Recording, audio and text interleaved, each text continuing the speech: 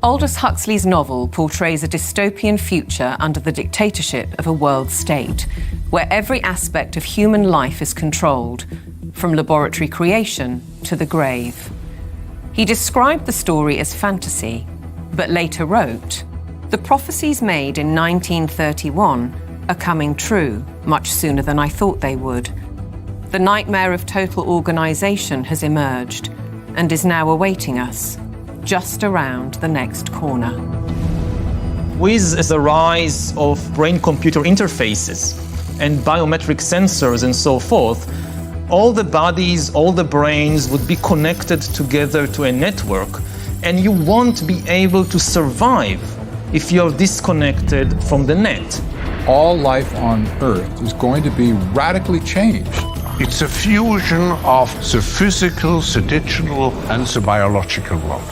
It's changing who we are. These people have gotten to the point now where they are openly anti-human. Everything will be monitored. The environmental consequences of every human action. They cannot happen without digital ID. Once the digital ID is in place, it's game over for humanity.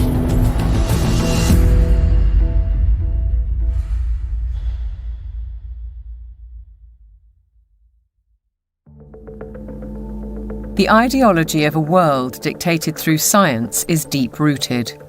Almost a century ago, a movement was established in the United States, preaching that the population should be governed by an elite of selected experts, scientists and academics, rather than democratically elected politicians.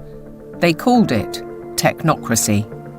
These engineers and scientists from Columbia University promoted what they thought was going to be the replacement for capitalism and free enterprise. It's not going to be price-based economic system. It's going to be based on resources and energy, control over energy. They thought that science was the answer for everything. They didn't have any spiritual bone at all. You know, they were very mechanistic in their thinking. The definition was clear. Technocracy is the science of social engineering, the scientific operation of the entire social mechanism to produce and distribute goods and services to the entire population. The movement was short-lived, but the principle never died. As we'll demonstrate, a stranglehold on policy and resources has always been the ambition of the powerful oligarchs behind many of today's world institutions. It seems to me that there's a very strong drift in the direction of globalization, of the ultimate centralization of control in the hands of unelected officials at supranational organizations. The lust to control other human beings is a story as old as time. They want all of the resources of the world in their pocket. They do not want you and me to have anything. It's in writing all over the World Economic Forum's website. By 2030, you will own nothing and be happy. That's an oxymoron. If you don't have anything in your name, you ain't going to be happy about it. The World Economic Forum may have called that infamous phrase a prediction, but it translates as a statement of intent on behalf of its global power brokers. The bigger picture is that an attempt is underway now to collapse liberal democracy and replace it with global technocracy. What I call an omni-war is now underway, which is to say that the transnational ruling class is literally, it's not a metaphor, is literally at war with the rest of humanity and has weaponized everything that it can. This is a coup. They can remove the power from the parliament and the legislative branch and consolidate it into a monetary system which has complete control. That control is now entirely achievable because the would-be controllers finally have the tools to execute it. Total surveillance, artificial intelligence, digital IDs, and central bank digital currencies. The potential for social control is gigantic and potentially irreversible. What our experts are describing is a world commanded by an exclusive group of bankers and industrialists, affecting every aspect of our lives. What we eat, what we can buy, where we travel, where we live, and all bypassing democratically elected governments. You could be forgiven for thinking this is a grand conspiracy theory, but please consider this. The term conspiracy theory has become one of the most successful propaganda terms of all time in closing down discussion and debate. It's a thought-terminating cliche, but nevertheless, it's surprisingly effective when you try to calmly present evidence in a factual and reasoned manner. In this film, we will present evidence that the global takeover is not only possible, it's actually happening, and has been decades in the making. They plan to commandeer land, reduce farming, and radically change the food we eat, transform the supply of electricity, and then dictate how we use it, and replace currency with a system of credits, under their control. It's a classic template. To win the war, take control of food, of energy, and of money. And here's the key.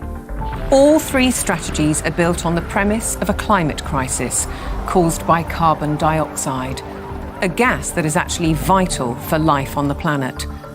So what if the whole carbon narrative was one gargantuan lie? A political maneuver to establish their brave new world.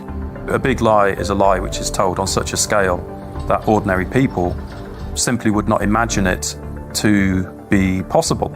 People with empathy can't fathom that a group of people would organize and engineer this kind of mass atrocity to get where they want to go.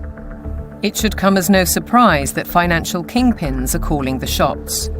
And it's certainly no conspiracy theory when banking executives spell out their intentions.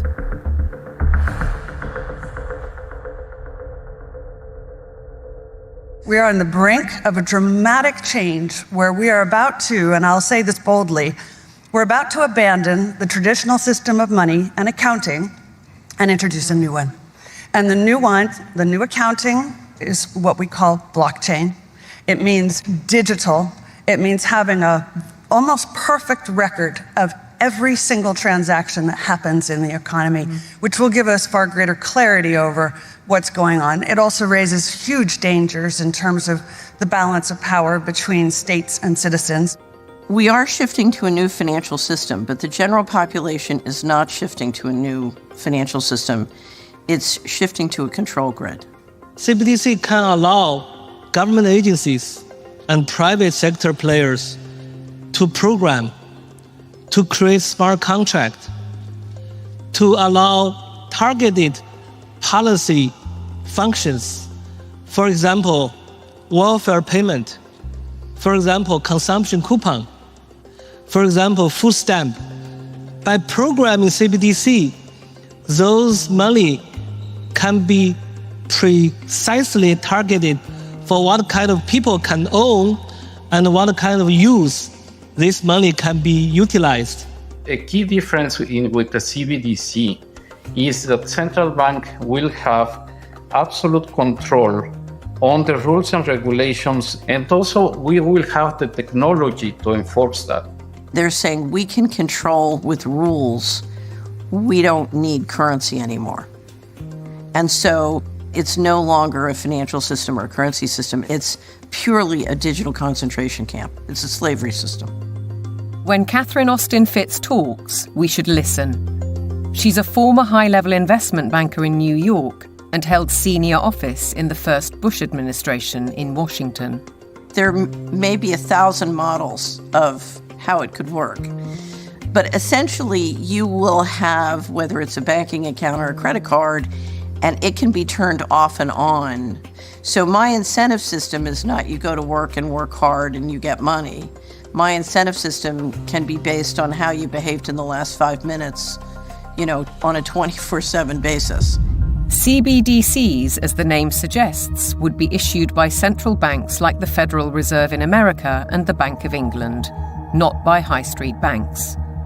They would signal the end of cash, and every transaction you make would be transparent and held on a permanent database. Crucially, under a net zero regime, your carbon footprint could be at the heart of the system. We're developing, through technology, an ability for consumers to measure their own carbon footprint. What does that mean? That's where are they traveling? How are they traveling? What are they eating? What are they consuming on the platform? So, individual carbon footprint tracker. This can be the infrastructure for a carbon credit system. It's totalitarian control, and if people don't become aware of it now, it's going to be too late to backtrack from this. It's a ratchet system where it's very difficult, if not impossible, to backtrack. But why is now the time for change? Because the system is in crisis. It entered crisis in 2019. Mark Carney, he talked quite openly about how the international monetary and financial system had entered profound crisis and was effectively on its last legs. If you study the history of how the central bankers designed technocracy, essentially when they created the Fed, they said, look, this can't last forever. We're going to need, at some point somebody's going to get hip to this game. We're going to need another system. And I will say this, because I used to be part of that group. I was born and bred to be a central banker. They plan ahead hundreds of years in advance. Predictably, the money brokers seem to hold all the cards. As a subtext, does the ruling class need to protect itself as artificial intelligence threatens mass unemployment? And what will happen to our existing assets if the banking system is collapsed and money disappears overnight? In an unknown future, one thing is certain. Digital IDs are essential to the project. If they become compulsory, data on every detail of our lives will be monitored, stored, and monetized. Nothing, but nothing would be private. For younger people, often it's the case that they like technology, they're completely au fait with it, they enjoy it. So they don't see the dangers that technology can bring because, like a drug dealer does, you feed people, low levels of drug where it's all fun. And then later, when you have them addicted, you feed the hard stuff and that destroys their life. So in a similar way, all of this technology is currently pretty much nice, but when the central bank digital currency comes in and the control comes in and the censorship systems, then the younger people will realize all too late in many cases that they've walked themselves into a trap.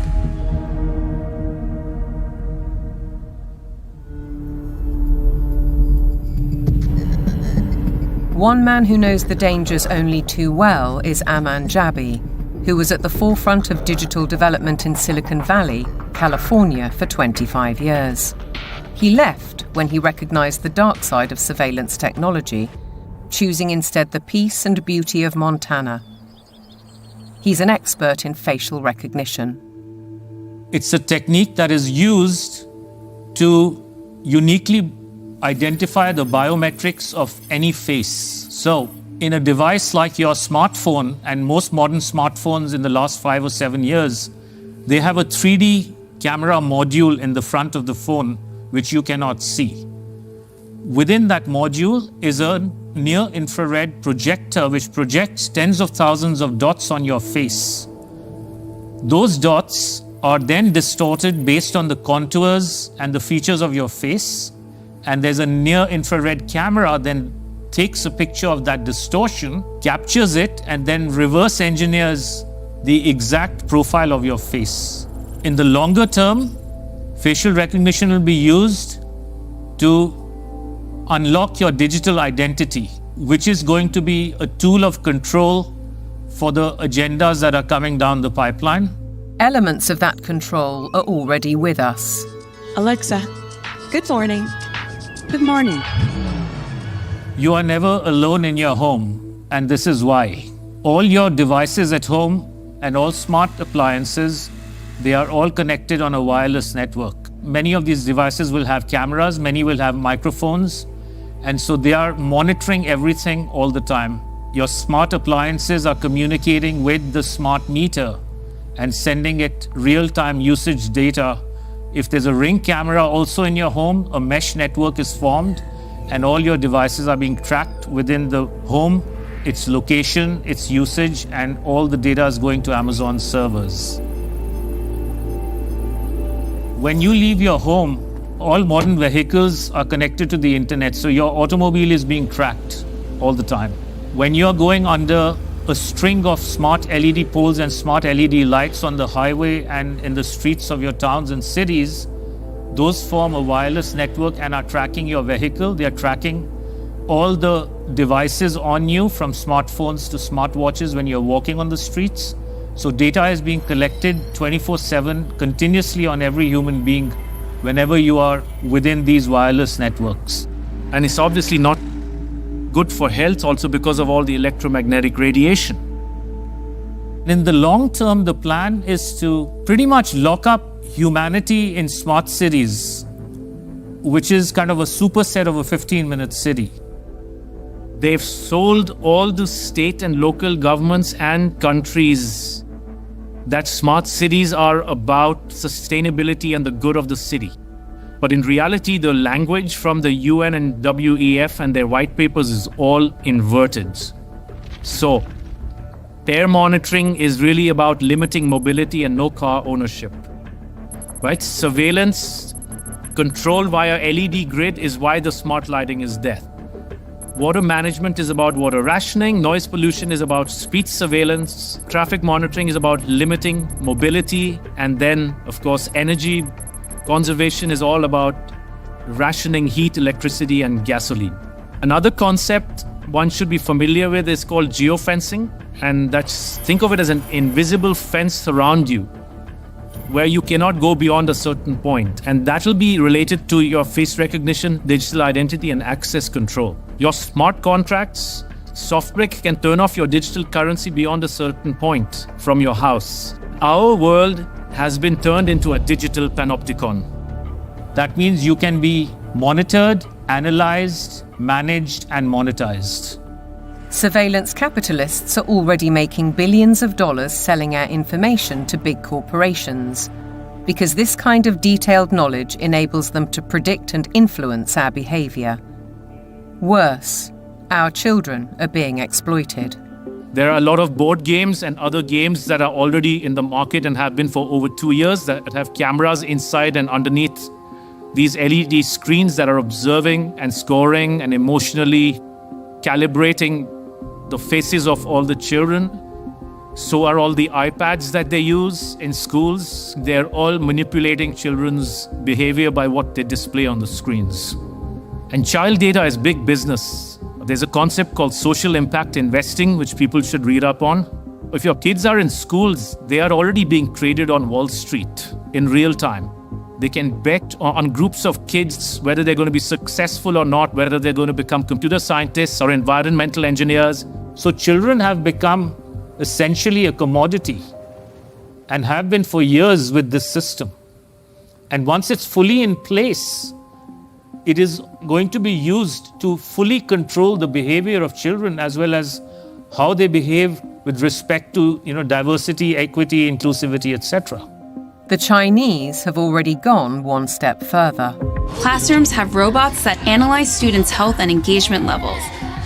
Students wear uniforms with chips that track their locations. There are even surveillance cameras that monitor how often students check their phones or yawn during classes. These sensors pick up electrical signals sent by neurons in the brain. The neural data is then sent in real time to the teacher's computer. We've been drawn into this digital spy network in the name of convenience, connectivity, safety, and especially entertainment. The 3D world of cyberspace creates virtual lives that are often more exciting than reality. Why is this technology being developed? It's all for the culmination of this digital prison from which there will be no escape after all the switches are turned on. The critical switch would be the introduction of those digital IDs and central bank financial control, a world of zero trust. Zero trust is based on a simple principle. Never trust, always verify. Zero trust is a protocol that is implemented by cybersecurity companies. And what it really means is we don't trust you and you have to prove who you are all the time, 24/7. So think of it as going from a world of implicit allow to default deny. In tomorrow's world, once zero trust is implemented in, say, retail, everything will be behind plexiglass doors with a 3D camera, and it'll only be unlocked through your digital identity and facial recognition if you have the available carbon credits in your digital currency. If you've reached the limit of your allowance, it could be access denied. This would apply to fuel, to travel, to meat and dairy products, to clothes and other consumer goods. Because everything in life could be valued by its carbon footprint. Even access to the internet could be denied. So the new world of zero trust is really a world of locks. It's like an inverted prison. You are supposedly free to roam about, but everything you want to access is behind lock and key.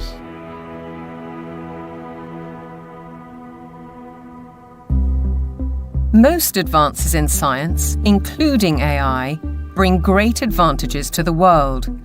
They can enhance and improve human endeavour in almost every walk of life. But you don't have to be a scientist to see the flip side. They're constantly monitored by facial recognition cameras that are able to instantly put a face to a name. Now, the Chinese are also ranked, given a mark out of a possible 950 points. For now, the number is a sort of bank credit rating, keeping track of everyone's spending habits. It may seem scary, but it's just like that here. We're used to it, and anyway, we don't have a choice.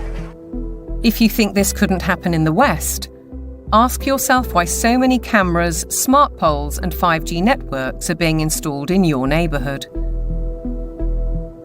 In London, the police are using facial recognition surveillance. Sainsbury's is already experimenting with AI. Thank you for waiting. The cabinet will now be opened. In UK railway stations, surveillance is being tested to collect travellers' data. And in Oxford, these barriers were installed by the council under its so-called 15-minute city plan. They were removed following protests. But look at what's replacing them in these quiet residential streets. As the tech companies are proud to tell us, the possibilities are endless. We've developed the camera into a sensor. The camera does not only capture video, it can now start to count, measure, and detect. With deep learning capability, the camera is able to generate accurate and trustworthy data and send notifications in order to take action, all directly from the camera. And since our cameras have open technology, well, we can work with different analytic partners from all over the world and together do just about anything we want. Note that they can do just about anything they want. Digital technologies mainly have an analytical power. Now we go into a predictive power. But then the next step could be to go into a prescriptive mode, which means you do not even have to have elections anymore, because we know what the result will be. Ultimately, we're facing manipulation by the system. A world where instead of us using technology, technology is using us. But who's really pulling the strings? Banking and oil dynasties like Rothschild and Rockefeller inevitably get mentioned, as do the modern-day big tech masters, including the ubiquitous Bill Gates. David Hughes takes a wider view. It's those who own the means of production, who are capable of magicking money out of thin air, who control the media, and all of the other means of production, which have now been weaponized against the rest of the global population. Catherine Austin Fitz, the banking insider, adds a sinister thought. If you know their name, they're not at the top. Either way, it's a story of power, money, and manipulation by a small group of people who share common interests, and a belief that the world needs top-down control for maximum efficiency. As we'll see, it could result in the destruction of the farming industry in favour of laboratory foods, and a shortage of electricity because of the race to net zero. Net zero means the impoverishment of ordinary people. It means fundamental changes to their lifestyles, and the politicians are not being honest with the people about it. Surprisingly, the blueprint for transformation is woven into the United Nations Agenda 2030, ostensibly a vision for a better world. Excellencies, ladies and gentlemen, I say again that taken together, the 2030 Agenda for Sustainable Development and the Paris Climate Agreement provide humanity with a master plan for a sustainable way of life on this planet. New York City, late September 2024, the setting for the United Nations Summit of the Future, a gathering of member nations to reinforce and accelerate Agenda 2030 and its 17 Sustainable Development Goals, or SDGs. The plan has a broad spectrum and is full of worthy ambition. But behind those deliberately bright and colourful boxes lies a darker theme, a shifting of influence and potentially power towards unelected world bodies. The strategy goes back well into the last century, and pressure is growing, because the goals are far behind targets set at the grand relaunching in 2015. 17 inspiring Sustainable Development Goals, the SDGs. Our aim is clear, our mission is possible, and our destination is in our sights. To end poverty and hunger, address inequality, protect our planet, and build a life of dignity for all. It appears to be a noble and ambitious programme for a perfect world. And who could argue with those aspirations? But critics insist the goals are not what they seem. Alex Newman is a journalist and broadcaster who's been investigating the issue for 15 years. He has his own way of interpreting the rhetoric. You have to learn to speak what I call UNEs. You have to know what the terms mean if you want to truly understand what is being discussed. When they talk about peacekeeping forces or the peacekeeping role of the United Nations, they're actually talking about the war-making capabilities of the United Nations. So you have this Orwellian doublespeak. When they talk about transparency, more often than not, they're talking about eliminating your privacy. Human rights is another very, very good example. They make very clear in this document that your rights can be restricted under the guise of public order or morality or whatever the case may be. And so they're saying, here's your rights, but by the way, they're not really rights. We can revoke them at any time. The UN is filled with contradictions like this. Like, for example, when they talk about gender equality, right? A normal person in the Western world thinks gender equality means a woman has a right to earn money, to own property, to have all the rights and privileges that a man would have.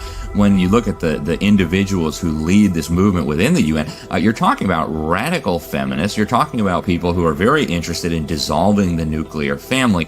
As you dig into these goals, it's very clear we're dealing with something far more nefarious. Once you look past the marketing slogans, the kind of warm and fuzzy, we're going to end hunger, which again is just window dressing, you realize that this is actually a blank check for totalitarian global control. Author and campaigner, the late Rosa Koire, called out the plan more than a decade ago. It is the biggest public relations scam in the history of the world. But it's far more than that.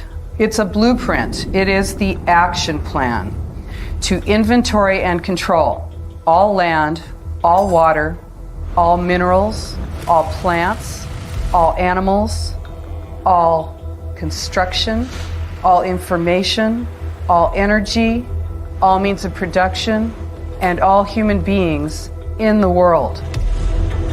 What can be measured can be managed and ultimately monetized. In fact, a study at Yale University has calculated that the natural assets of the world are worth $5 quadrillion. Is this the basis of the new world monetary system? And is it the deep underlying reason for the United Nations project to rewild 50% of the Earth by 2050? They talk a lot about biodiversity. They want you to think of like, oh, we're going to preserve the toucans and the parrots and the whatever lizards.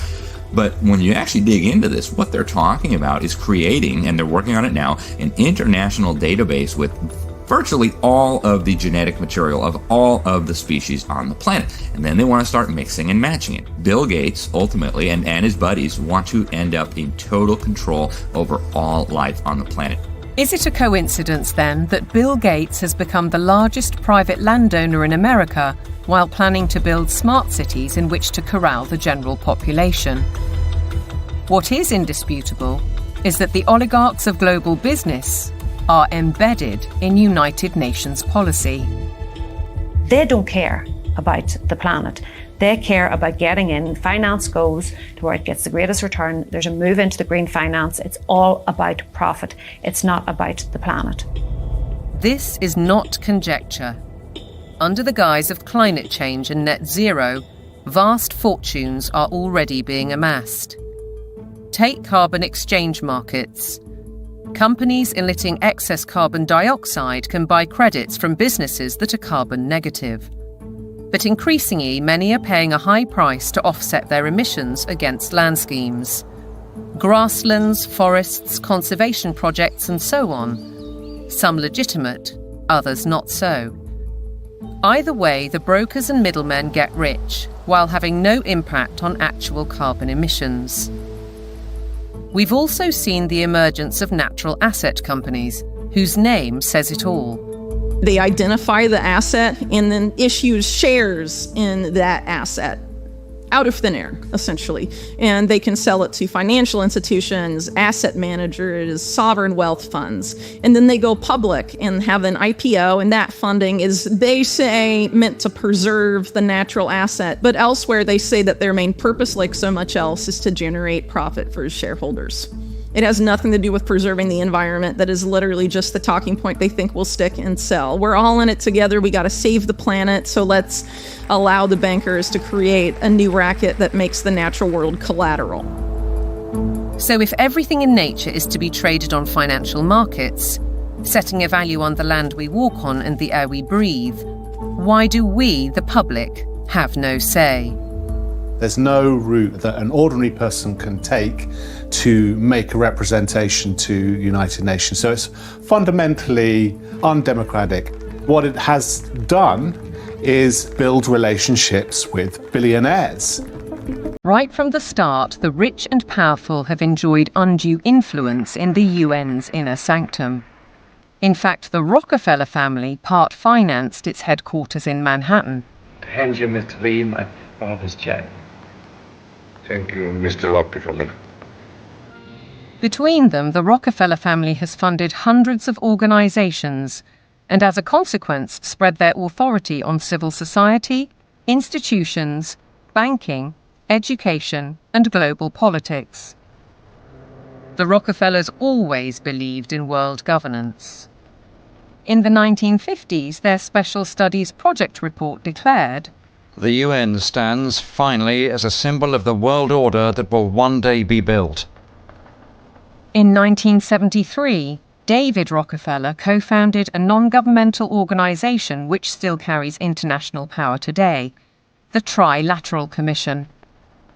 Its stated objectives revived technocracy and in turn planted the seeds of the UN's Sustainable Development Agenda. They said at the time that they were going to create a new international economic order. It was all over the literature. The goal of the new international economic order was not to get richer in the sense of money. They knew even back then that eventually the fiat currency system of the world was going to disintegrate. So the goal became to actually capture the physical resources of the world.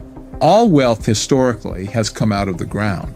They wanted to take away everything that they could possibly take away from the nation states of the world and from private individuals of the world and stuff it into the global common trust where they would administrate it and they would be the ones getting licenses for the resources to turn around and make stuff. The financial kingpins have long seen themselves as masters of the universe, manipulating global affairs through institutions like the International Monetary Fund and the World Bank. Is Agenda 2030 the defining act for complete control? And how significant was the global response to COVID-19? As the world builds back from COVID-19, we have a once-in-a-lifetime opportunity to make investments that will strengthen the economy and improve public health, and fight climate change for generations to come. One might ask why the UN needs a multi-billionaire finance and media player as a special envoy, or why Mark Carney, the former governor of the Bank of England, who called for a new global monetary system, is the UN's Special Envoy for Climate Action and Finance. And then there's Larry Fink, the boss of BlackRock, the world's largest asset management company. He's a board member of the World Economic Forum, and as we'll see, has driven the UN's goals through investment strategies for the past 20 years. All three are principles of the Glasgow Financial Alliance for Net Zero, a partnership with the UN. With the green economy worth trillions to corporations and investors alike, it's hard not to see a conflict of interests. Are the bankers raising money to achieve United Nations goals? Or are the goals a Trojan horse to change the world's financial control systems? Now consider the events at Jackson Hole, Wyoming in August 2019, only 3 months before the COVID outbreak. It's when Mark Carney delivered his call for change, and BlackRock proposed a new financial mechanism, Going Direct, which in principle allows central banks to channel capital direct to large corporations. So the central bankers got together in 2019, the G7 central bankers, and voted on the Going Direct Reset. And the Going Direct Reset, of which the COVID operation was part of it, has done a phenomenally excellent job of massively consolidating capital into central control. If you look at the COVID operation from a financial standpoint, it was absolutely clear that it was one way you balance the books. It worked. The major corporations like Amazon and others were allowed to continue business. Meanwhile, other businesses, particularly small and medium-sized entities, were deemed to be, quote, inessential. Many of them were put out of business. And so what we saw was a global wealth transfer of a reported $3.3 trillion from the working classes and the middle classes to this kind of super rich billionaire brigade. The people who ran the operation made an absolute fortune. It was economically, as a taking, it was a huge taking. And that included billions of pounds of taxpayers' money going to pharmaceutical firms for so-called vaccines. Whatever the truth around COVID, Dr. Hughes says the response deployed dangerous elements of social control, what he calls weaponized deception. We see techniques of shock and awe being applied through the lockdowns, techniques of isolation, making reality seem strange and threatening. All of this helps to de-pattern the mind. These are all well-known military tactics. Look them in the eyes and tell them you're doing all you can to stop the spread of COVID-19. Stay home, protect the NHS, save lives. These are, in fact, very nasty and very vicious techniques which were deployed against the public of multiple countries at once.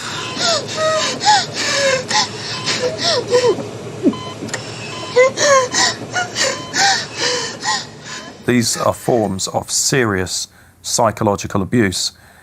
I think once the public starts to understand that, there's going to be a very severe pushback against everything that's happened.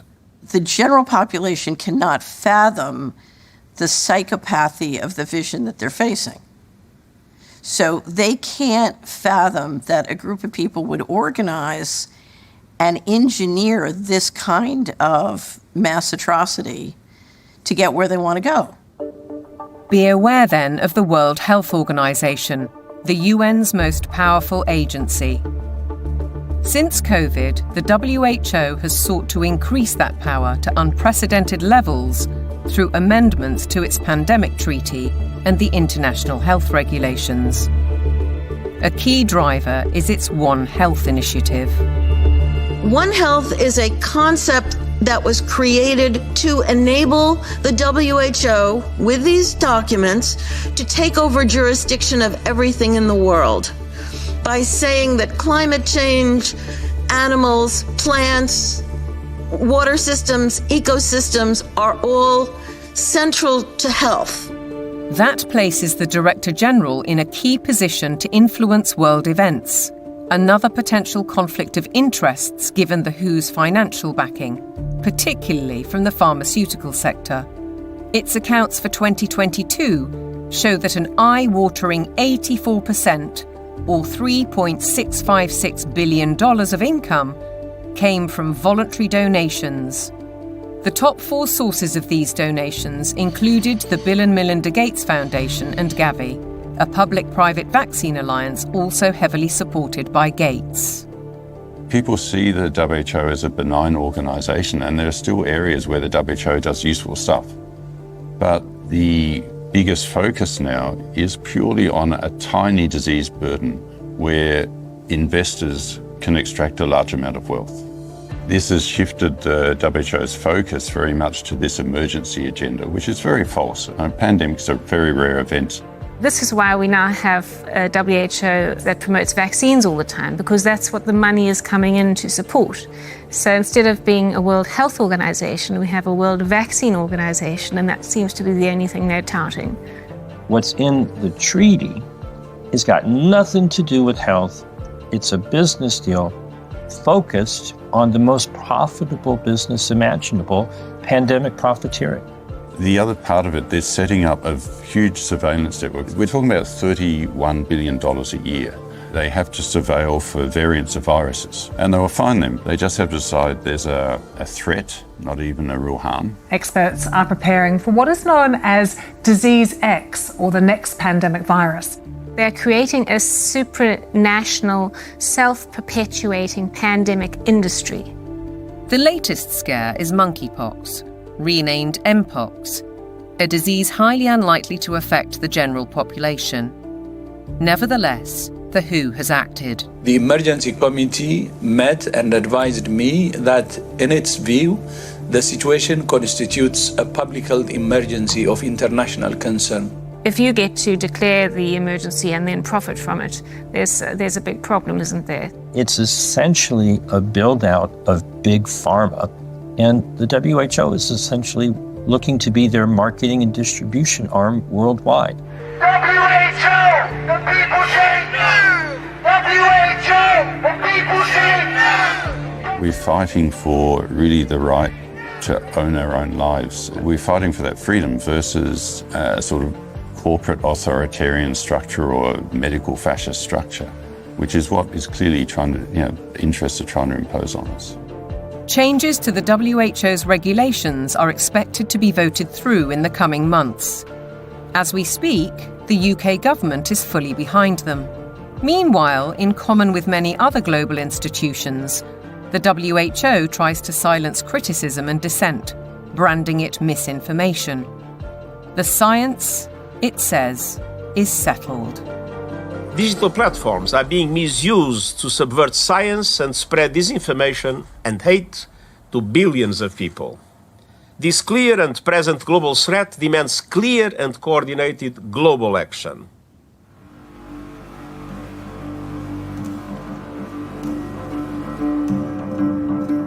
I have a little rule of thumb for diagnosing a centralization scam. If we can detect 1, a propagandized global crisis, 2, admitting only global solutions, and 3, with dissenting voices viciously silenced, then we know with absolute certainty that we are dealing with a scam. Control, dictate, eliminate debate, the hallmarks of a totalitarian regime. And nowhere is the cold ambition of corporate dominance more evident than with the World Economic Forum.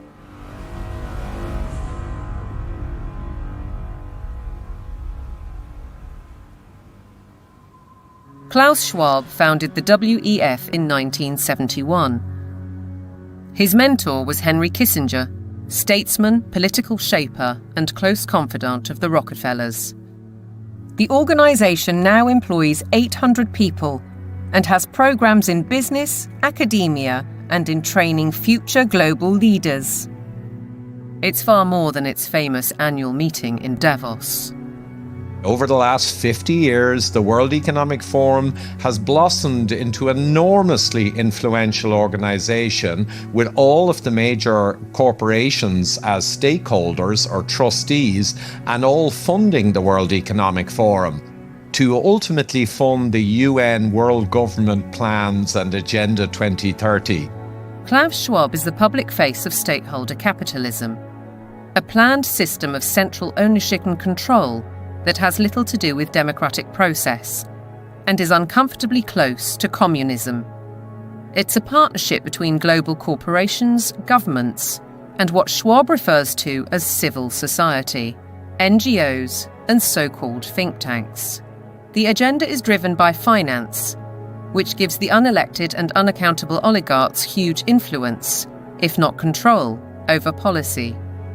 The UK's Prime Minister, himself a one-time member of the Trilateral Commission, has already declared his interest. You have to choose now between Davos or Westminster. Davos. Why? Because Westminster is too constrained. And, it's closed and we're not having meaning. Once you get out of Westminster, whether it's Davos or anywhere else, you actually engage with people that you can see working with in the future. Westminster is just a tribal shouting place. Starmer seems to forget that he is elected by the people, to serve the people through Parliament. That's his democratic duty. And while he refuses to listen to our farmers, he entertains the globalists in Downing Street and publicly doubles down on his philosophy. I'm determined to deliver growth, create wealth, and put more money in people's pockets. This can only be achieved by working in partnership with leading businesses like BlackRock to capitalise on the UK's position as a world-leading hub for investment. To underline the influence of non-elected, unaccountable policy drivers, consider this document from 2004. It was commissioned by the UN and produced by financial institutions, including the World Bank. It cited research by the WEF. The result was the emergence of environmental, social, and governance metrics, ESGs. The ESG is an attempt to turn financial power into governance without going through the democratic process, without the normal process of making law.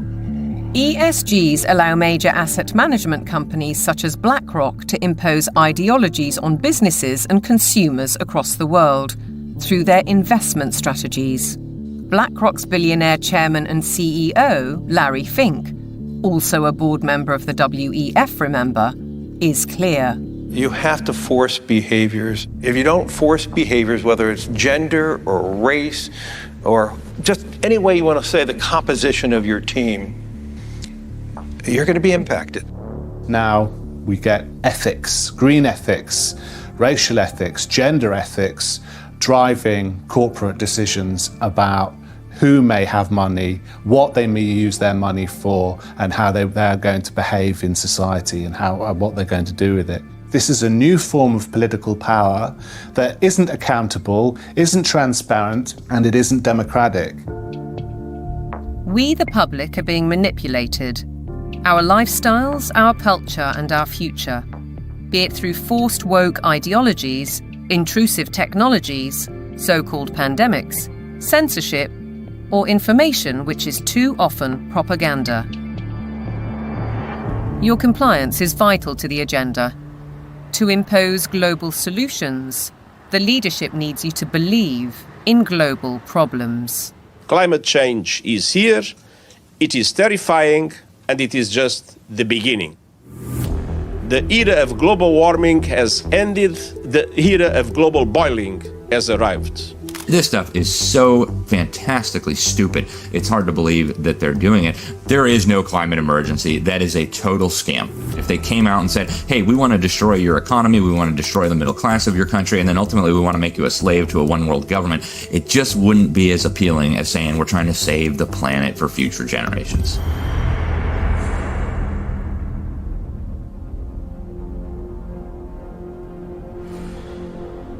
"2024 with the hottest day on record and the hottest months on record, this is almost certain to be the hottest year on record. And the masterclass in climate destruction. Statements such as that are amplified by emotional footage from all over the world. But is any of it true? I do not think there's a climate crisis, and I base that on all the evidence and the climate data sets that we build to answer questions just like that.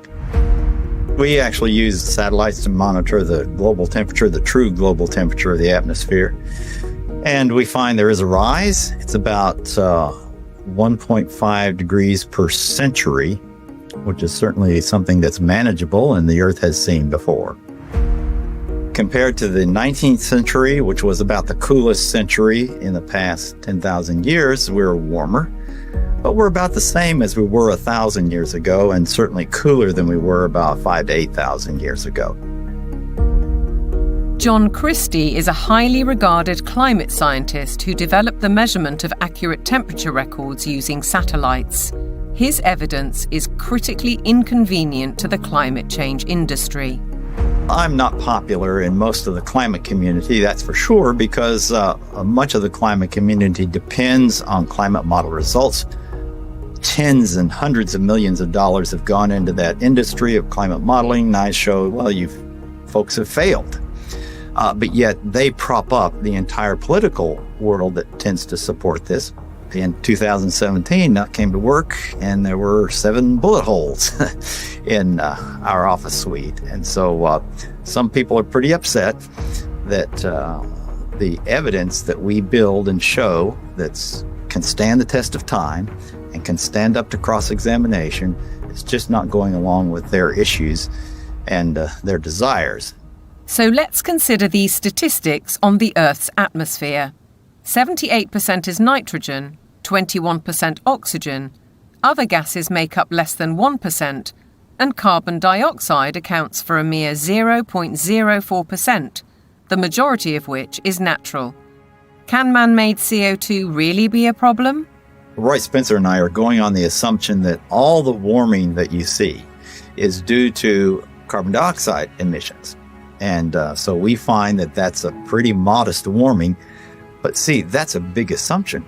Mother Nature is able to warm up the planet without extra CO2. And so we are just saying the worst case scenario is this warming of about 1.5 degrees.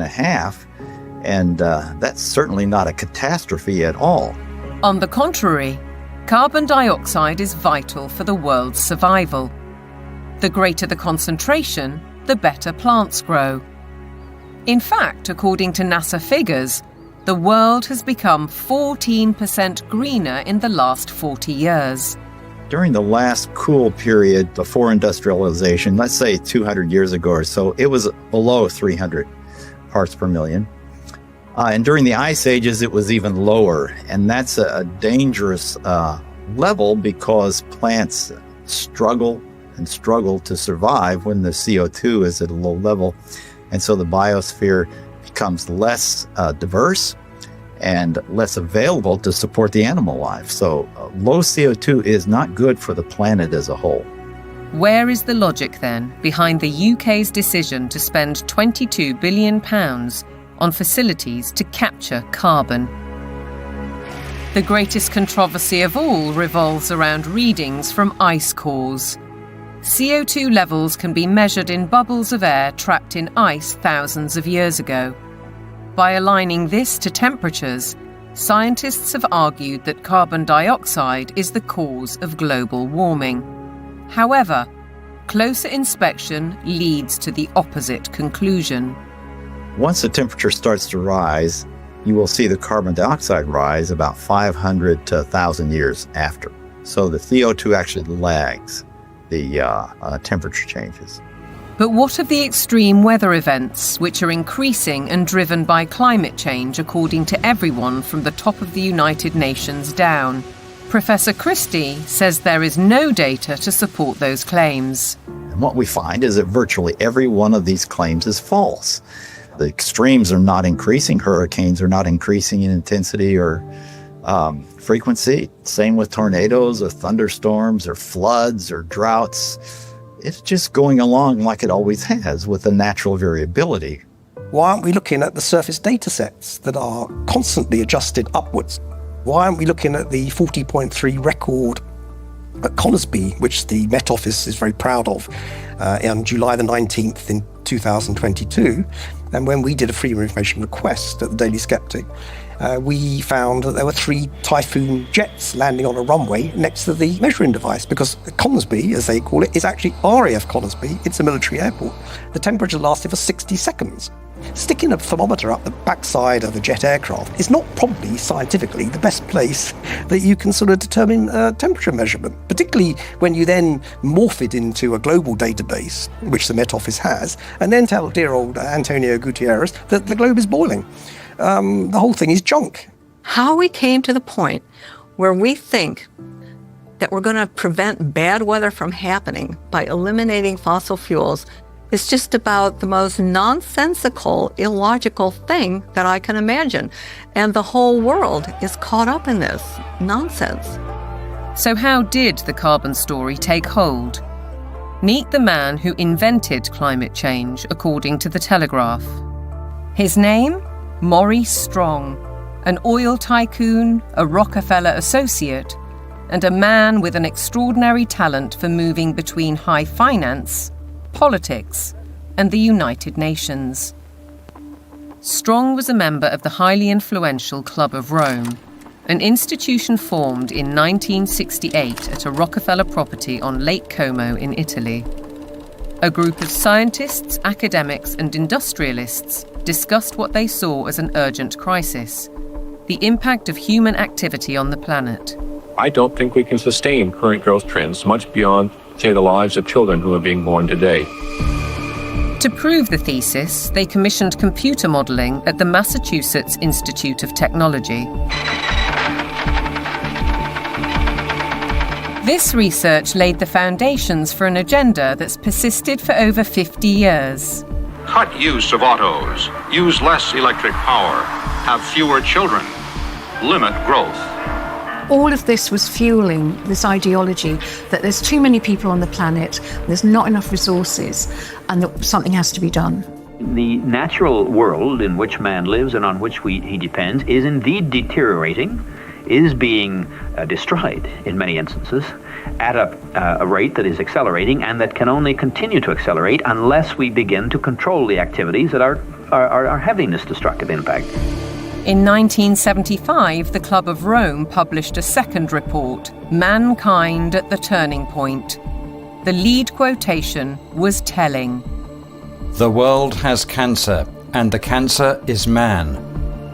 The report concluded, the solution of these crises can be developed only in a global context with full and explicit recognition of the emerging world system, a new world economic order, and a global resources allocation system. In other words, technocracy. Top-down control of everything, including populations. But if that was the solution, a worldwide problem was required. Climate change provided the answer, as admitted in a later Club of Rome document.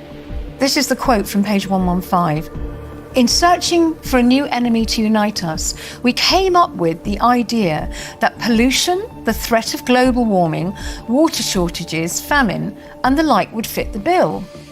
All these dangers are caused by human intervention, and it is only through changed attitudes and behaviour that they can be overcome. The real enemy, then, is humanity itself. It really does look as though they are inventing climate change there. They just made it up out of thin air, literally. That nobody really looks at that book and say, well, there you go. It's not, this has nothing to do with science whatsoever. They just made it up. Interestingly, in 1988, Maurice Strong had been instrumental in establishing the IPCC, the mainly political entity which endorsed a thesis by a small group of scientists that industrial carbon dioxide was driving climate change, and the IPCC has been looked into that theory ever since. Maurice Strong's masterstroke came in 1992. when, as Secretary-General of the UN's Earth Summit in Brazil, he saw 179 nations commit to a World Action Plan. Agenda 21. We have been the most successful species ever. We are now a species out of control. Nobody would question the need for a cleaner environment and the protection of nature. And Strong's legacy lives on through the Kyoto Protocol, the Paris Accord, the current Agenda 2030, and the worldwide push for carbon net zero. But there are questions on his motives and his connections. He was behind the first financial carbon market and a founding director of the World Economic Forum. Surely a conflict of interests, with his involvement in the IPCC. A skeptic might ask why nearly all research grants in almost 40 years have gone on developing IPCC carbon dioxide theories, while anyone who raises questions is ridiculed, cancelled, or has their career stalled. Funding for someone who wants to determine the natural variability of the climate system as an explanation for what has happened is just not there. I mean, the government is very clear that they want a catastrophic story. There is no single science paper that proves conclusively that humans control all or most of the global climate. If there was, you wouldn't hear the last of it. Instead, we get this call to authority to the IPCC, the United Nations Panel on Climate Change. Many more scientists and academics are speaking out against the IPCC. Almost 2,000 have signed a declaration stating that there is no climate emergency, including Nobel Prize winner Professor John Clauser, who wrote, "The popular narrative about climate change reflects a dangerous corruption of science that threatens the world's economy and the well-being of billions of people."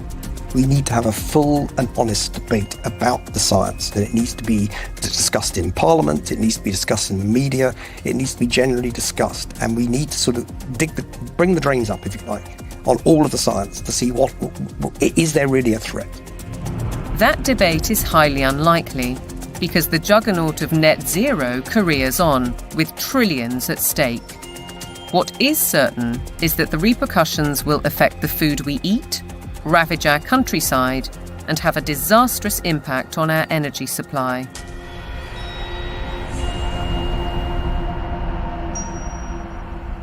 If you cannot set a credible course for net zero, with 2025 and 2030 targets covering all your operations, you should not be in business.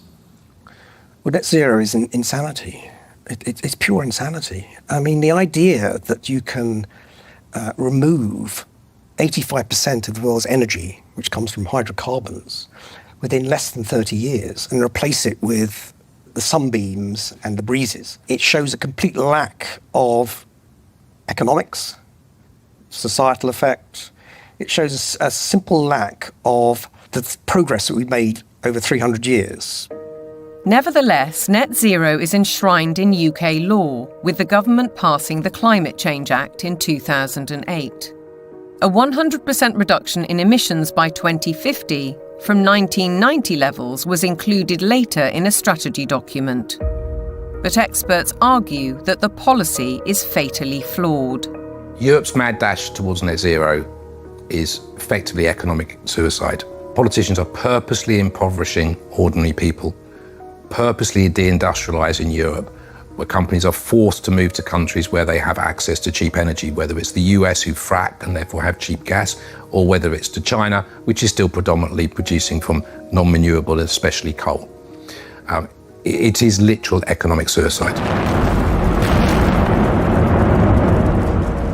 China continues to open new coal-fired power stations to drive the factories that manufacture wind turbines and solar panels, which are then sold to the West. As a result, China emits almost 30% of global greenhouse gases, while the UK is responsible for less than 1%. In essence, carbon emissions are merely transferred to another part of the planet. And while China gets richer, UK households face a bleak and expensive future. What it will effectively do is price ordinary people out of having access to electricity at a time they want and a price they can afford. The core problem is that neither the infrastructure nor the technology exist to provide a constant supply of electricity. The proportion of time that solar actually generates electricity is actually 9% in the UK. That means that for 90% of the time, solar doesn't generate the average amount of electricity that its capacity can generate. For onshore wind, it's about 20 to 40%, and for offshore wind, it's about 30 to 50%. So that means, by definition, you will always have periods of time when renewables aren't producing electricity, but there is demand for electricity. As we'll hear, the net result is that supply will be rationed. Reality, though, seems not to concern the activists.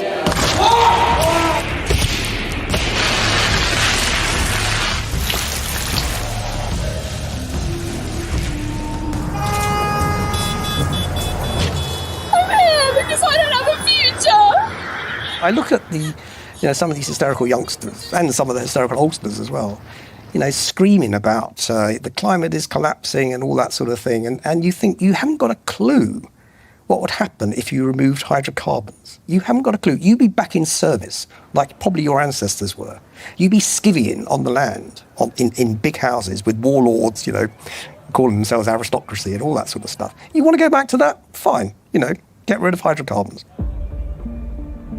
Many of these apparently grassroots protest groups are backed by organisations such as the Climate Emergency Fund, financed by billionaires like the oil heiress, Aileen Getty. And if they claim to be environmentalists, they conveniently ignore the bigger picture. Thousands of wind turbines are disrupting coastal waters, changing habitats, affecting marine life, and killing seabirds. Landscapes are being scarred by the production of lithium for electric car batteries, and by cobalt mines in Africa, where child labour contributes to huge corporate profits. How does the loss of thousands of square miles of farmland to vast solar parks meet the UN's biodiversity goal? And how helpful are wind turbines when they're blotting the landscape visually and through noise pollution, and disrupting wildlife in the air and on the ground?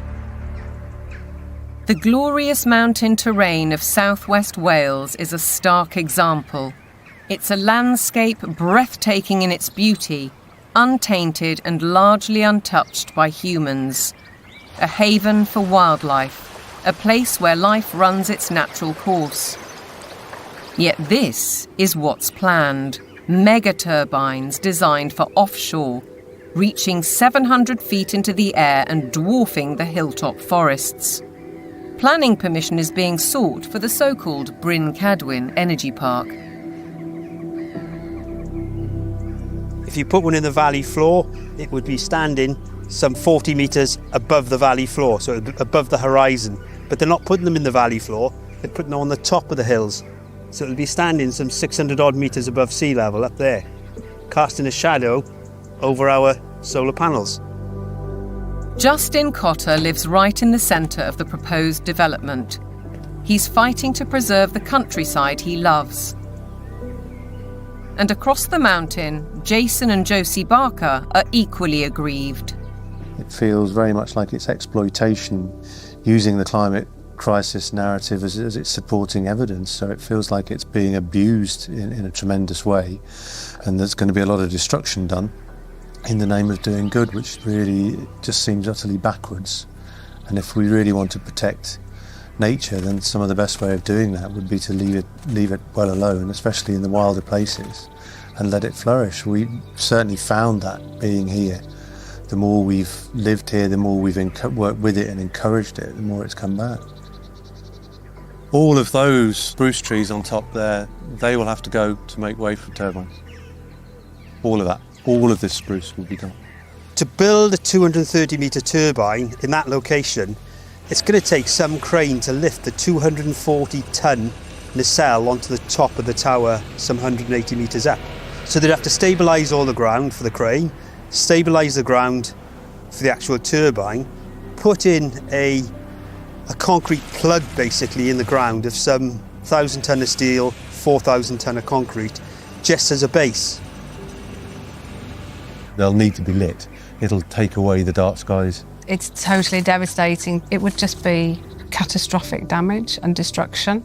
The roadways up through these valleys, the Welsh valleys, they're all twists and turns. They're going to have to straighten out the valleys. Where you've got steep hills, they're going to have to level out those hills. There's a 200-metre drop into the actual valley itself. So they're going to have to create gradients that machinery carrying 400-tonne loads can actually traverse and get up. The locals argue that there are much better ways of creating clean energy, such as solar panels on industrial sites. Areas of natural beauty should be respected. This is about preserving and protecting this sacred land. We need to speak up and protect the environment. It's just a tremendous amount of damage in the name of saving the planet. It does make you ask the question of what is it we're actually saving if we're paving it over. It doesn't make any sense at all in my head.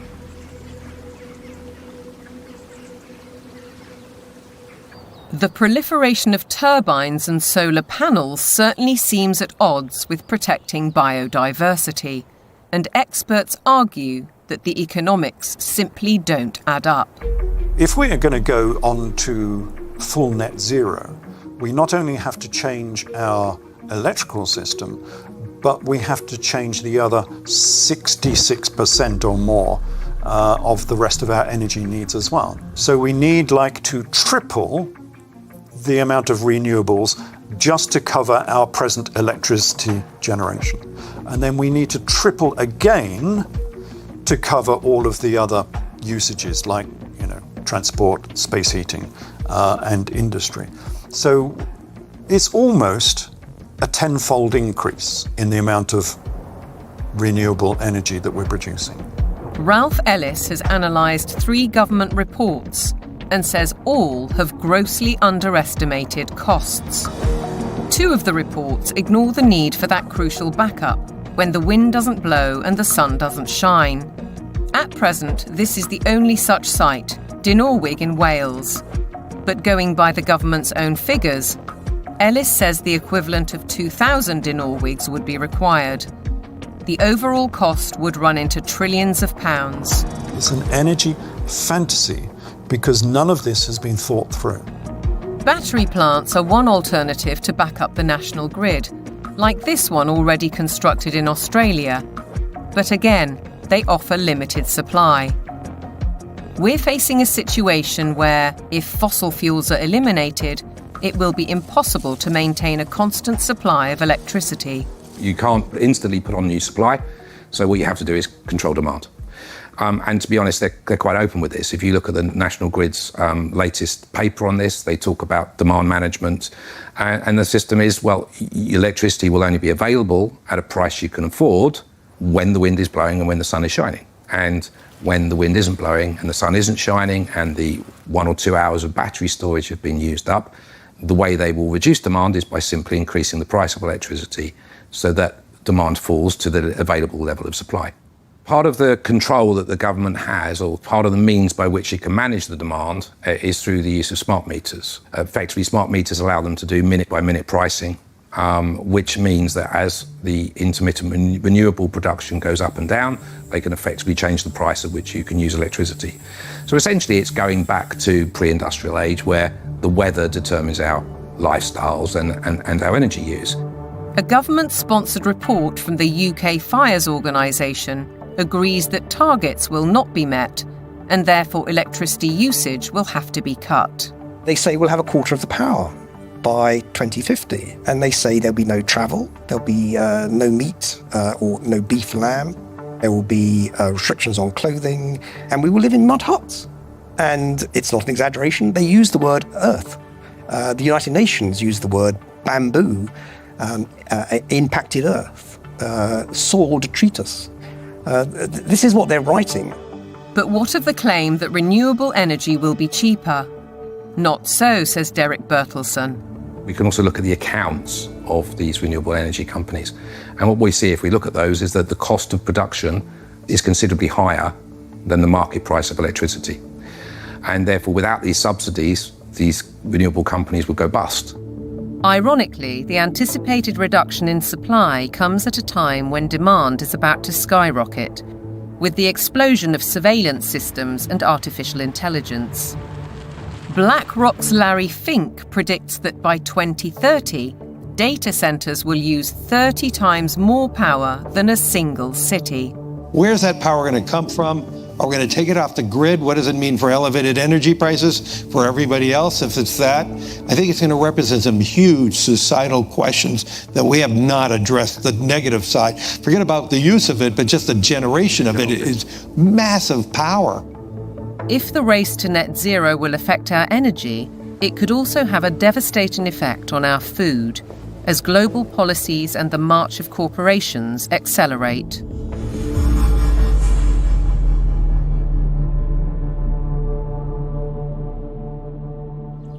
Farming has been at the heart of our lives for generations, but to the climate change advocates, suddenly it's a threat.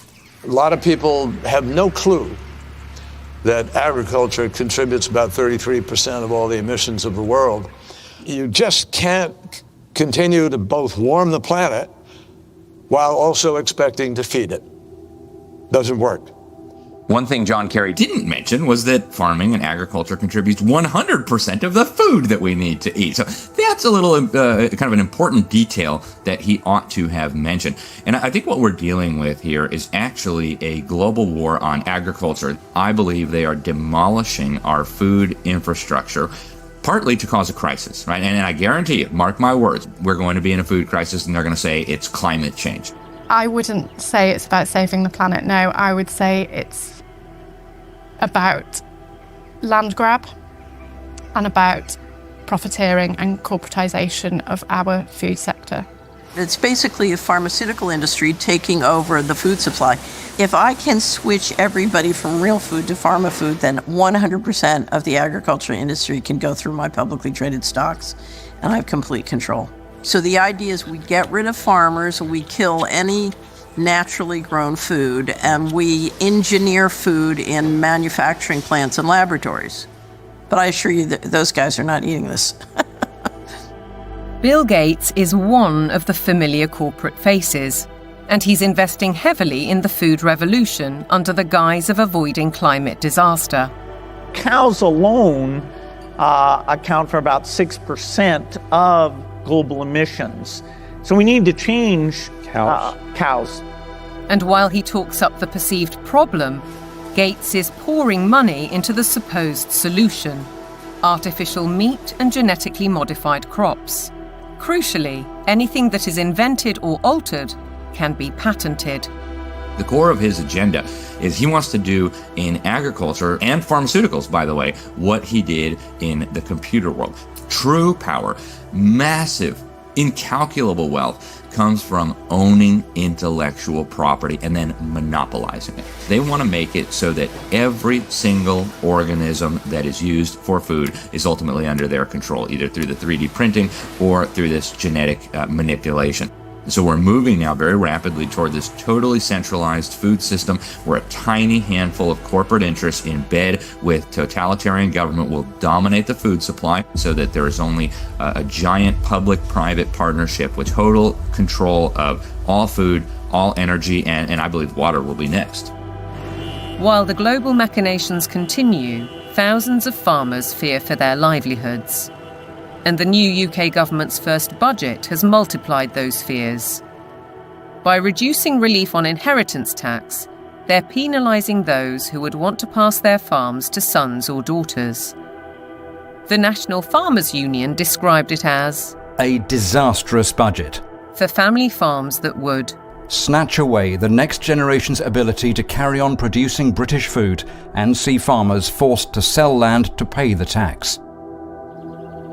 For Kelly Seaton, concern goes well beyond her family farm in Cheshire. It makes me feel incredibly sad that the dairy and meat industry is so vilified.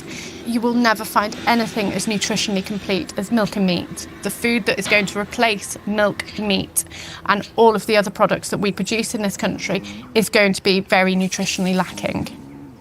They will starve us from nutrients, and then The pharmaceutical companies will probably pick up the slack on that, all of which create a profiteering circle. No Farmers, No Food was set up to campaign against untenable net zero and climate change policies.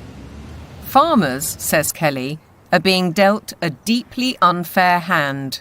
When cows are blamed for climate change, it does make you question everything. And I think this is where a lot of farmers are waking up to the fact that there's a lot of lies being told to us. The problem with the current carbon system is that a lot of big corporations are offsetting their carbon. So most dairy producers now especially, but other farmers as well, are having to record their carbon footprint on systems that aren't fit for purpose. They are woo-woo figures pulled from the sky, quite frankly, and then the big corporations are using that data to offset their carbon so that they can look better, again, at the same time as beating us with a stick and saying that we're the ones killing the planet with these girls. The methane emitted by cows' digestive system is part of the argument against them, but Kelly says that's just hot air. The grass that they eat would produce the same amount of methane whether they ate it or not. OK, they do speed that up, but the other thing they give us is this, muck, which we put on the fields to fertilise the fields and reduces our reliance on buying in fertiliser. 200 miles to the south, Ed Rhodes farms 188 acres of Devon countryside. He's not part of the No Farmers, No Food movement, but agrees that the whole narrative on cows and climate change is wrong. As farmers, we recycle carbon all the time. That's what we do. You could almost define farmers as carbon recyclers. We're an organic beef, sheep and vegetable farm. We run a fairly traditional system of rotational farming. We'll have a field which would be growing a brassica crop for 1 year, a non-brassica crop for another year, such as broad beans or sweet corn, and then we have a break for that field, so it goes into a predominantly grass and clover mix. That allows the soil to recover from the work that we've done with it while we've had the vegetables growing. It also allows things like the clover to put nitrogen back into the soil. So the livestock are absolutely essential for grazing that grassland. We also mow it so that the hay, the silage that we take from those fields are fed to the cattle in the winter. The bale I'm sitting on, the bedding that they're standing on, is all mown from very rushy areas on our farm. The animals then dung onto that. We compost that. That gets spread onto the land primarily where we're growing the vegetables to put the fertility in, and that's what then produces our crops. If you remove livestock from the system, you have no system. Farmers like Ed Rhodes work with knowledge and passion, but still have to comply with a labyrinth of government rules and regulations, including carbon monitoring. And now land itself is under threat. Corporations such as British Airways are buying farms to plant trees for carbon offsets, while other areas are being declared sites of special scientific interest, restricting or even preventing use for crops and livestock. And then there's the United Nations SDGs. Goal 15. Protect, restore and promote sustainable use of terrestrial ecosystems. Consequently, rewilding programmes are impacting farmland across the world. In the UK, for example, the government is planning to set apart 1,200 square miles for wildlife habitat by 2042. That's an area almost as large as Cornwall. And in America, dams are being removed and river courses reopened, disrupting water supplies for crops. Goal 13 states, Take urgent action to combat climate change and its impacts. As a result, the Dutch government plans to close 3,000 farms to meet EU emissions targets, drawing widespread protests. And in Denmark, farmers face paying £80 for every cow they own in a world-first tax on meat. Goal 7. Ensure access to affordable, reliable, sustainable and modern energy for all. One result: cultivated land is disappearing under vast solar parks. How does this square with the UN's biodiversity goals or even ending hunger? Maybe they're questions for Ed Miliband, the UK's Secretary of State for Energy Security and Net Zero. He's cleared the way for a huge solar park on prime farmland in East Anglia, an area big enough to site 1,745 football pitches. It's a crime to take food productive land out for solar panels, which are unrecyclable, potentially not that productive going forward, and not feed the planet.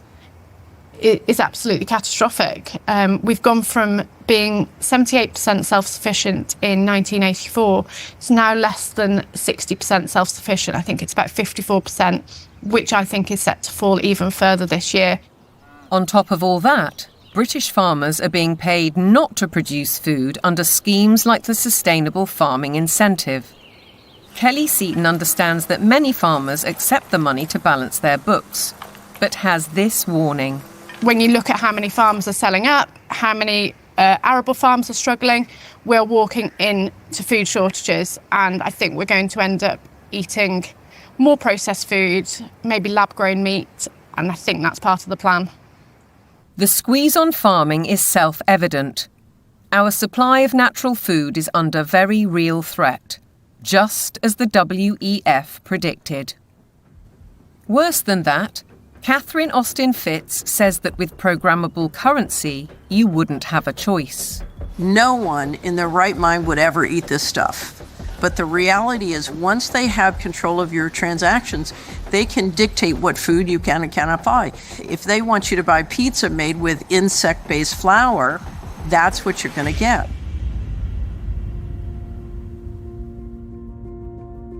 There's an energy crisis. Even though there is an abundance of energy, there's a food crisis, even though there's plenty of food to feed the world. There's a water crisis, even though 70% of the Earth's surface is covered with it. There's an air crisis where CO2 is declared the enemy of mankind, even though it's necessary for life to exist on Earth. There's a resource crisis, even though there are abundant resources to support everyone. What's with us here, you know? Who created all these crises? They did it. Just as clear as the nose on my face. It's all been a sham. All the essential things of life, they've been declared to be scarce, because things that are scarce you can control. The architects of such globalist trajectories, all the Kissingers, Rockefellers, Schwabs, Carneys, Strongs, Carstens, are held out as great intellects. But they are nothing of the sort. We know, both in theory and in practice, that centralization causes nothing but misery, because it destroys the mechanisms of error correction, leading to doubling down on flawed policies. And yet the creed of global dominance continues apace. Through the WHO's so-called Pandemic Agreement, its One Health Initiative, and ultimately the United Nations Agenda 2030. From medical diktats to gender and racial politics to climate change, the indoctrination runs deep.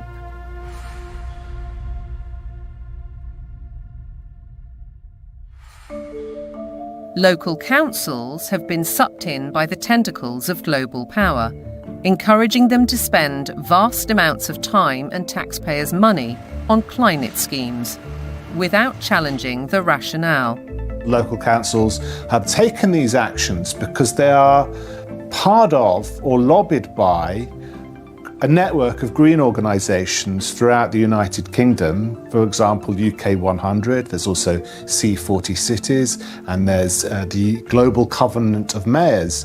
And these organisations require local authorities to sign pledges that say they're going to ban cars from streets, we're going to make people vegetarian, and we're going to restrict certain forms of trade faster than is required by national government. They've been able to do this because democratic engagement at the local level is so weak. The voters' decisions are completely outweighed by the influence of the green blob, essentially. One organisation, Climate Emergency UK, has introduced scorecards, a league table to compare the progress of councils. It brings both pressure and opportunity. Environmentalism creates the idea that a local councillor is a planet saver.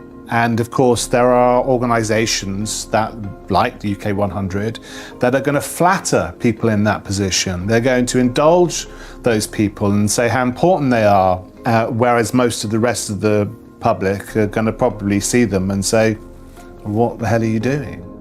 Ben Pyle emphasises that such organisations are not grassroots initiatives. Civil society has been bought and it's been organised around the interests of its billionaire philanthropists. Newspapers and television also consistently push the same story. We've been hearing about the threat of climate change for decades, but now we can't ignore it. Here, the climate crisis is very real, and it is getting worse. What mainstream media does in following this narrative is that they exclude vast areas of climate science. They exclude all the sceptical scientists. By the BBC, which has done it for 20 years, saying that you cannot have any other view apart from the settled narrative, is doing an enormous disservice to science. Journalists and broadcasters are schooled in the carbon doctrine by organisations such as the Carbon Literacy Project, which claims to have trained 1,000 BBC employees. Meanwhile, Sky joined forces with the psychologists of the Behavioural Insights team to produce this initiative: How the Power of Television Can Nudge Viewers to Decarbonise Their Lifestyles. The recommendations included: give green content more screen time, more salience in plots and scenes. Use kids' content to encourage positive environmental behaviours amongst children and their parents. How then can we possibly expect impartiality in reporting? Rather, we're served with propaganda, statements that nobody seems willing or able to question. It is unequivocal that human activities are responsible for climate change. I can take current media and almost any climate story I can write, I think, a very effective counter. It's like shooting fish in a barrel. This is endemic to a media that is ill-informed and has an agenda. The agenda is to promote alarm and induce governments to decarbonize. There's an organization called Covering Climate Now, which is a nonprofit membership organization. Their mission is to promote the narrative. They will not allow anything to be broadcast or written that is counter to the narrative. Among the 500 plus media partners on the Covering Climate Now website are Reuters, Bloomberg, ABC, CBS, MSNBC, NBC, Channel 4 News, The Guardian, The Daily Mirror and The Lancet, as well as several British universities. Funders of Covering Climate Now have included the Rockefeller Family Fund, the Rockefeller Family and Associates, and the One Earth Fund. It's true that the mainstream media only report one side of the story and that most of them are in the pocket of the powerful people who are trying to implement these changes. I don't question that at all. But it's also true that people are listening to them less and less and reading them less and less. We see independent media people with much larger audiences than mainstream papers. And I think that phenomenon will gather pace now. That rise in independent voices has seen institutions like the UN, the WEF, big tech companies and broadcasters like the BBC wage war on what they call mis, dis and malinformation. They don't appreciate views they can't control. The fight for truth is on. A partisan media, obsessed local councils, and then there are the universities, which should be the first and last bastions of objective research and open debate. But here too is a story of outside pressure.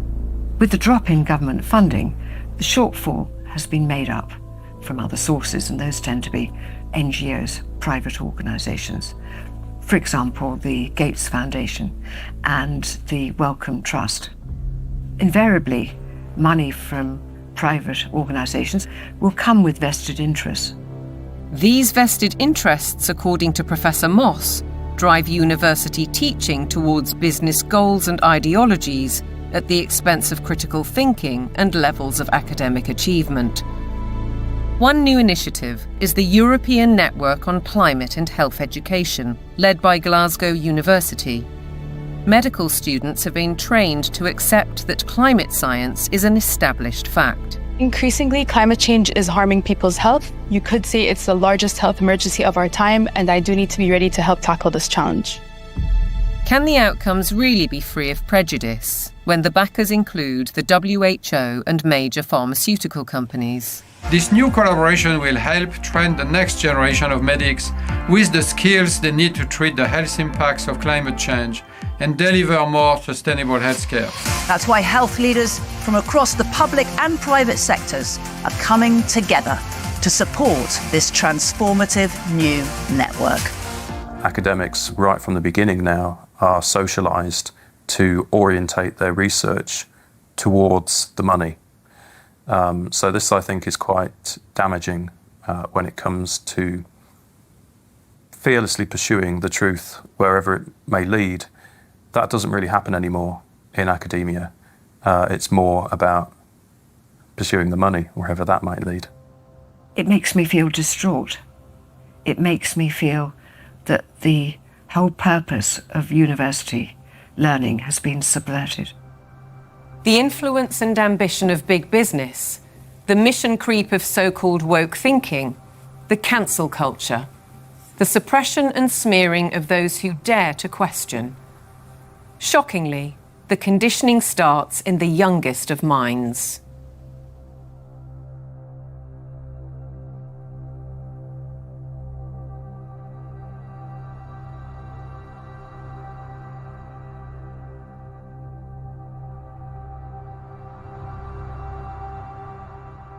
All aboard for global goals! This year, Thomas and his friends have teamed up with the United Nations. The world of young children is supposed to be one of innocence and joy, but it's been permeated by the global ideologies of the United Nations. If you go to goal number 4, it deals exclusively with education. And when you think education, recognize they're talking about indoctrination. The Sustainable Development Goals. Under the surface of it all is this effort to bring all the children of the world into this one world globalist system. And what's so remarkable about this to me is that it's not even hidden anymore. Take part in the global movement to save our world from being destroyed. How will you fight climate change? Try meat-free meals. Reduce your electricity use. Give your clothes a second chance. We die, it's kind of your fault! And you can never ignore Greta. The eyes of all future generations are upon you. And if you choose to fail us, I say we will never forgive you. I don't want you to be hopeful. I want you to panic. We want action. We want justice. Let's fucking want action. And we want it now. No more coal, no more oil. Keep your... I want you to feel the fear I feel every day. I want you to act as if the house was on fire, because it is. This propaganda relentlessly promoting fear in various ways, be it disease, be it climate, I think is having a very damaging impact on young people's mental health. The disasters that continue increasingly to afflict the natural world have one element that connects them all: the unprecedented increase in the number of human beings on the planet. We're asking children to believe they are a scourge on the planet. I have a problem with children believing they shouldn't be here from the off. How are we ever going to encourage them to have strong mental health and emotional well-being if they believe that their birth is a disaster for the planet? That's not encouraging them to be productive citizens who are making an active contribution to society if they've got to apologise for their very existence. I think it's very dangerous, and I think we need to reverse that as soon as possible. The indoctrination of children is further evidenced across their learning. Objectivity and freedom of thought are being stifled by the persistent pushing of agendas. I undertook a study of secondary school textbooks to see what children are being taught. And what I found was extremely shocking. I found unqualified acceptance of climate change, the wonders of vaccines, GM foods, and very few counter-arguments were presented. If you cannot produce this information that's in the textbooks, you cannot succeed in the school system. If a student undertaking a geography exam, for example, doesn't talk about man-made climate change, then they're very unlikely to hit the top marks. Is it not surprising that the phrase critical thinking actually only occurs in relation to two subjects? One is art and design, and the other is history. Other than that, it's completely absent from the national curriculum. If we have a dumbed-down syllabus, we're actually stunting children's brain capacity and brain potential. While parents may not be fully aware of these issues, many are concerned at the growing trend of gender politics, including transgendering. One former head teacher says his local authority advised teachers not to use the words boy or girl for fear of misgendering anyone. The Department for Education as well has really subscribed to this kind of woke ideology, so there's almost like brownie points for the more woke you can be.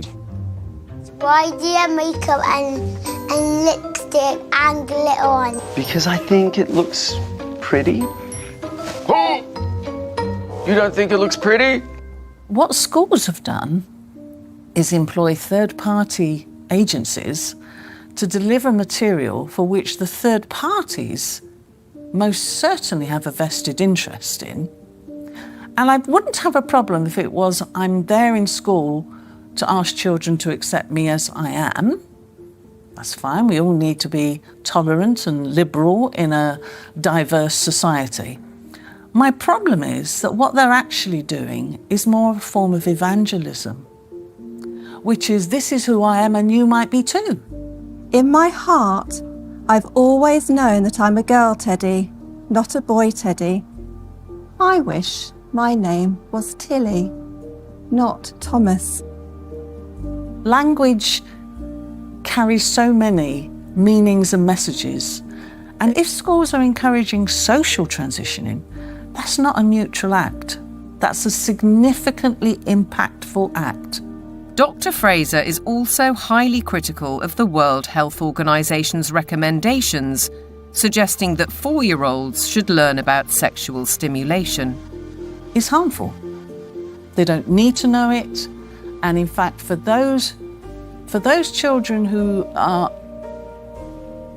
perhaps victims of adult abusers, how will they ever know the difference between what is happening within the home if they're encouraged to also explore that part of themselves within a school curriculum? What do we do with an organisation like the United Nations or the World Health Organization if we take our orders from them about what is suitable education for our child? How do we say, no, we're not doing that, we want a change? Teachers are sent on courses to embrace the diversity dogmas, and many buy into them. But Fairclough says that those who don't keep quiet for fear of reprisals. It's a dereliction of duty. It's a dereliction of their legal as well as their moral duty to safeguard children against harm. I can certainly say I feel very let down by the teaching profession because I am not hearing people speaking out on behalf of the children. A one-world dictatorial education, a dumbing down in the classroom, fluidity of gender, the impact of technology. Are our children being groomed for a life in the digital prison? Today, nobody has any idea what to teach young people that will still be relevant in 20 years. As computers become better and better in more and more fields, there is a distinct possibility that computers will outperform us in most tasks and will make humans redundant. And then the big political and economic question of the 21st century will be, what do we need humans for? Or at least, what do we need so many humans for? Do you have an answer in the book? At present, the best guess we have is keep them happy with drugs and computer games. But this doesn't sound like a very appealing future. A chilling forecast, and one which echoes Brave New World, in which the oligarchs did indeed provide drugs and entertainment so that people learned to love their enslavement. Yet there are even darker clouds on the horizon, the spectre of transhumanism. In a sense, it is that final piece of the puzzle. If you want to gain total control over everyone and everything, then you actually ultimately need to be able to implant technologies inside human bodies. And that's exactly what's taking place. Artificial intelligence, the metaverse, near space technologies, and I could go on and on. Synthetic biology.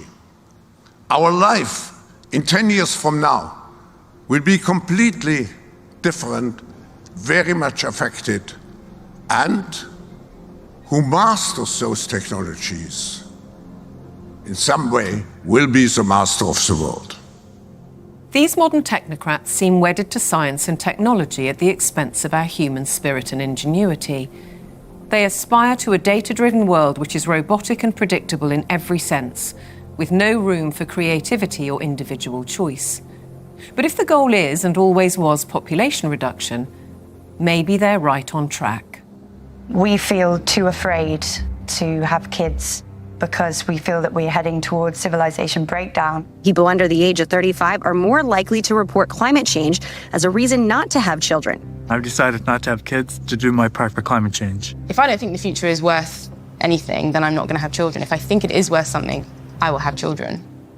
I think these ideas have spread like bad viruses, and there's been a lot of investment in promoting some extraordinarily weak ideas. Sitting at the top of all of these very bad ideas is one giant one, which we can call anti-humanism. Transhumanism, the trans phenomenon, net zero, lockdowns, population reduction, all of these ideas are basically the ugly stepchildren of anti-humanism.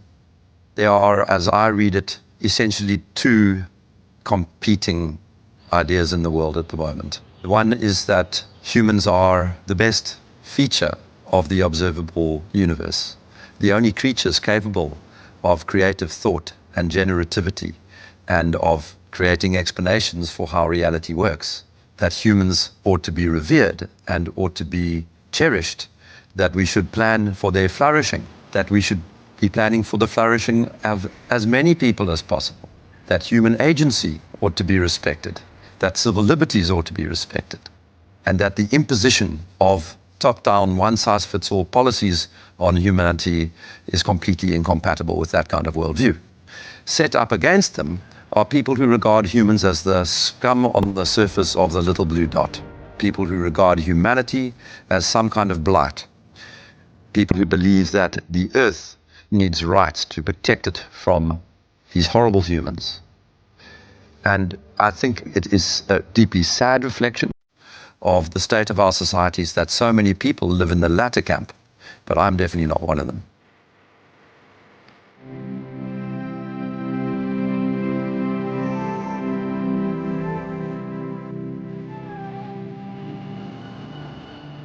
We can all stand up to tyranny. We can and must fight for the things that truly matter. The people we love, the fairness we'd like to see, and the personal freedoms we'd like to experience.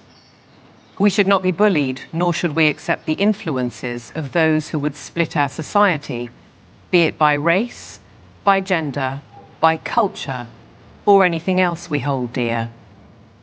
And perhaps we should start by limiting our reliance on technology and remembering how creative we can be.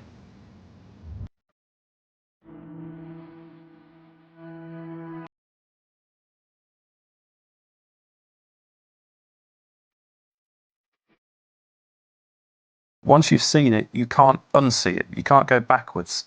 So what that means is that over time, more and more people are starting to see this now.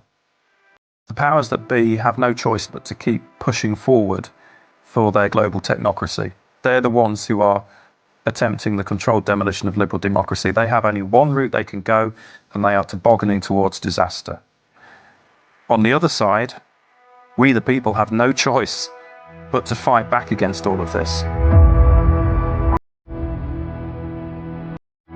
I don't expect that we're going to just be able to tell the truth indefinitely without consequences, but we must continue to do it. We must, for the sake of our children, for the sake of humanity, for the sake of generations yet unborn.